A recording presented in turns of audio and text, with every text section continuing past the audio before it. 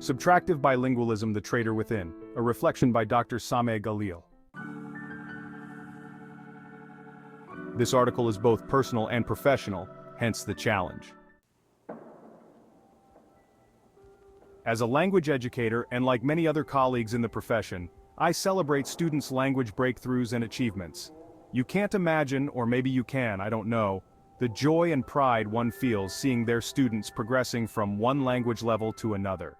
As a parent too, with responsibilities towards my kids and my culture, I feel that we are not answering the right questions, nor are we ticking the right boxes in the scramble for second language acquisition. I mean, no offense here, but there are no philosophical underpinnings for our second language education initiatives and programs. As parents and educators, we just go with the tide. English is all over the place and is dominating the airwaves, then English should be the order of the day and the rallying cry for any and everything. For all the meetings we have and all the conferences we convene, the real questions are not really asked, and the right boxes are not yet ticked. A soul-searching exercise, even a brief one answering the one simple question about who we are and what we need English for, can set the record straight and spare us the empty rhetoric and talk shops. We regretfully keep denying our kids and perhaps ourselves the right to ask and know. In this presumably brief soul-searching session, we need to check our beliefs and assumptions about English and English learning and teaching.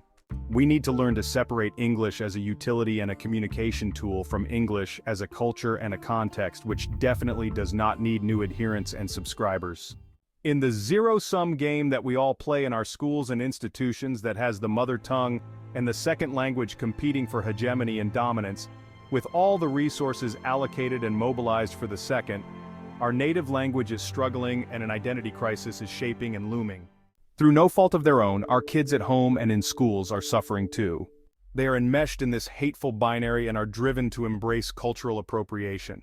The poor kids are caught in the crossfire and try their best to measure up to expectations of parents and teachers who are the real English language enthusiasts by becoming more English than the English.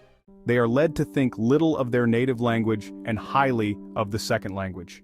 It's because of this premium that everyone places on the second language that deep conversations are now, regretfully, in English, while small talk is now the sad job of the native tongue. Parents, policymakers, and educators are invited to use English for what it really is, a useful tool of communication but not a single dash extra.